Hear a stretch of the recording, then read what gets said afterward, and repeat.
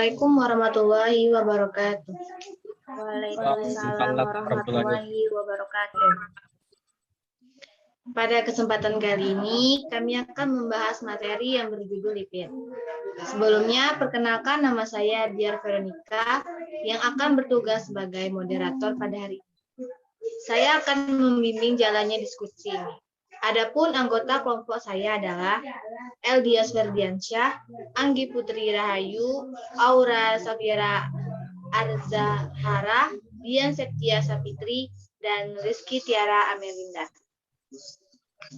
Untuk materi yang pertama akan dijelaskan oleh Eldias. Pada Eldias. Baik, perkenalkan saya Eldias Ferdiansyah. Di sini saya akan membacakan tentang definisi lipid. Lipid berasal dari kata lipos yang berarti lemak. Lemak dan senyawa organik yang mempunyai sifat fisika. Seperti lemak dimasukkan dalam satu kelompok yang disebut lemak. Lemak tidak larut dalam air, tapi larut dalam pelarut organik seperti eter, kloroform, aseton, etanol, dan benzen. Minyak, vitamin, hormon, dan tertentu, dan sebagian besar komponen membran yang bukan protein adalah lipid. Sebagai bentuk umumnya, lipid yang berfungsi sebagai cadangan makanan. Minyak dan lemak memiliki bentuk sebagai asam lemak dan turunannya. Lipid terdiri dari 3, yaitu fosfolipid, trigliserida, dan steroid. Next. Bagian dari lipid. Lipid tersusun dari asam lemak jenuh atau ikatan tunggal. Lipid terdiri dari atom C, H, O, N, dan P. Lipid tidak memiliki gus fungsional khusus. Lipid merupakan ester dari asam karboksilat. Atom C pada lipid berjumlah genap dan tidak bercabang. Next. Fungsi lipid. Yang pertama, membungkus beberapa organ. Yang kedua, lipid nonpolar berfungsi sebagai insulator listrik.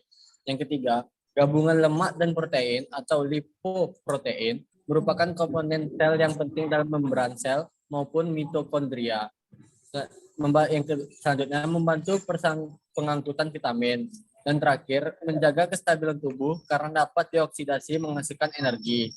Baik, slide selanjutnya akan dibacakan oleh Dian.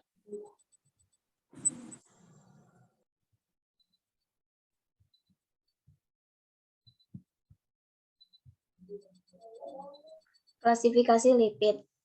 Lipid dibagi menjadi 3, yaitu sumber, dapat tidaknya dihidrolisis, dan ada tidaknya senyawa lain yang bergabung.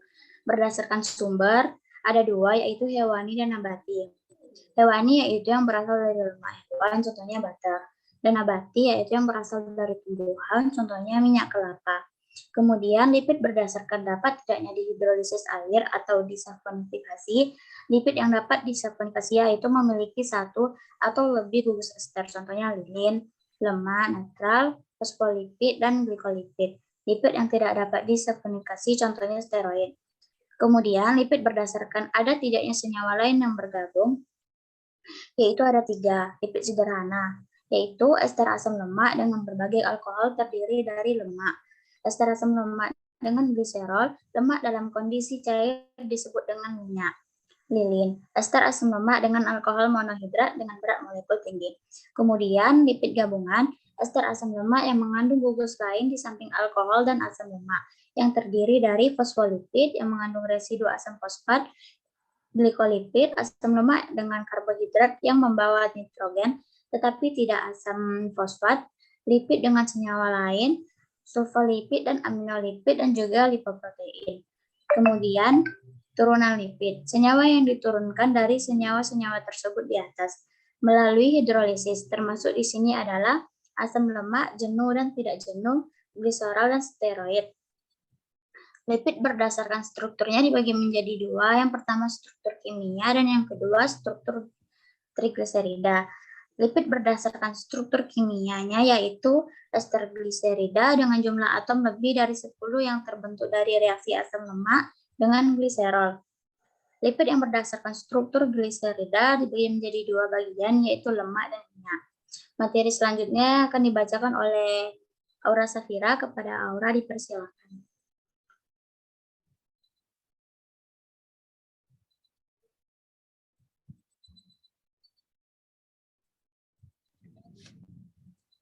Selanjutnya itu ada asam lemak. Asam lemak merupakan asam organik yang terdiri atas hidrokarbon lurus yang pada satu ujungnya mempunyai gugus hidroksil atau COOH dan pada ujung lainnya memiliki gugus dimetil atau CH3.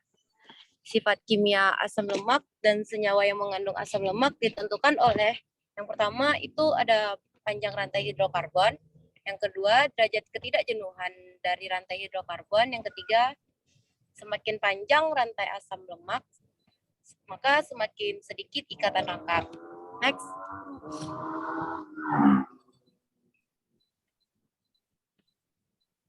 Selanjutnya itu struktur umum asam lemak. Yang pertama ada kepala. Sifatnya itu hidrofobik. Hidrofobik yaitu zat-zat yang tidak larut dalam air tetapi larut dalam minyak. Yang kedua itu ada ekor. Sifatnya itu hidrofilik. Yaitu zat-zat yang larut dalam air sehingga dapat dikatakan bahwa asam lemak ini memiliki sifat amfipatik. Amfipatik itu adalah senyawa yang memiliki dua ujung senyawa yang berbeda sifat, yaitu hidrofobik dan hidrofilik. Next.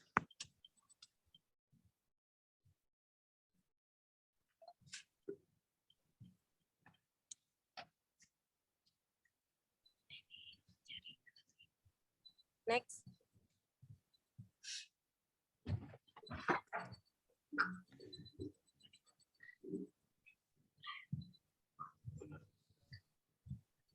Selanjutnya, asam lemak yang sering dijumpai pada umumnya mempunyai jumlah karbon genap. Berdasarkan ada tidaknya rangkap itu digolongkan menjadi dua, yaitu asam lemak jenuh dan asam lemak tidak jenuh. Selanjutnya akan disampaikan oleh Anggi Putri kepada Anggi.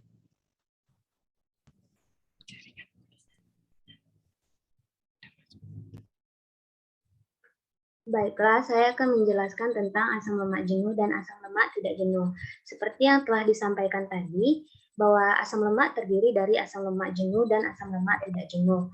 Asam lemak jenuh artinya yaitu rantai hidrokarbon yang pembentuknya tidak memiliki ikatan rangkap. Contohnya dapat dilihat pada slide. Yang pertama itu ada asam laurat, yang kedua asam miristat, yang ketiga asam palmitat. Next. Lalu selanjutnya yaitu asam lemak tak jenuh, yang artinya di dalam rantai hidrokarbonnya memiliki ikatan rangkap. Next.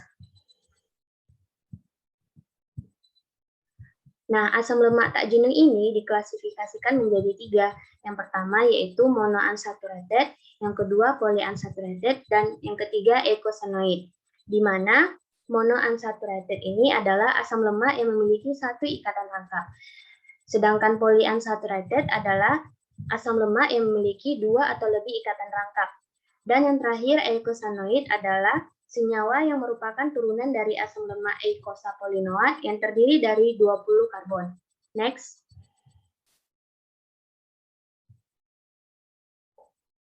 Dapat dilihat pada slide, ini merupakan contoh-contoh dari asam lemak tak jenuh. Untuk gambar monounsaturated yaitu merupakan contoh dari asam lemak oleat. Lalu yang kedua, polyunsaturated merupakan contoh dari asam lemak lanoleat. Dan yang terakhir, eicosanoid merupakan contoh dari prostaglandin. Selanjutnya akan dijelaskan oleh Rizky Tiara. Baik, di sini saya akan menjelaskan tentang fosfolipid. Fosfolipid itu adalah komponen utama pembentuk membran yang tersusun atas dua lapisan, yaitu gliserofosfolipid atau fosfogliserida. Itu adalah membran lipid yang mengandung dua jenis asam lemak yang membentuk senyawa ester dengan karbon nomor 1 dan 2 pada gliserol. Next.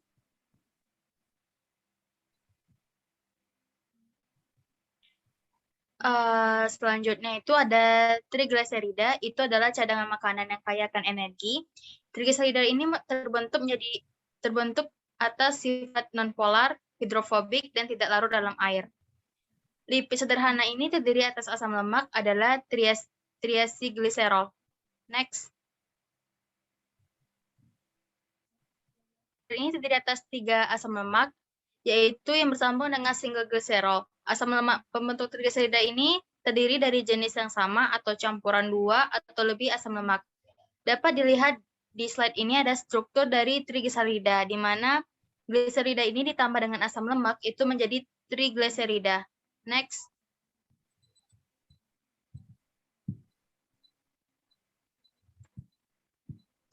Selanjutnya itu ada steroid. Steroid itu merupakan turunan sterol yang memiliki kandungan kolesterol. Jadi steroid itu memasuki aliran darah itu menuju jaringan kaget. Jadi steroid itu terdiri dari 4 cincin hidrokarbon yang menyatu, yaitu 3 cincin mempunyai 6 karbon, dan 1 cincinnya itu mempunyai 5 karbon. Next. Nah, dapat dilihat dari ini ada struktur dari steroid itu ada aldosteron, ada estradiol itu dan testosteron. Sekian dari PPT presentasi kami ini. Saya kembalikan kepada moderator.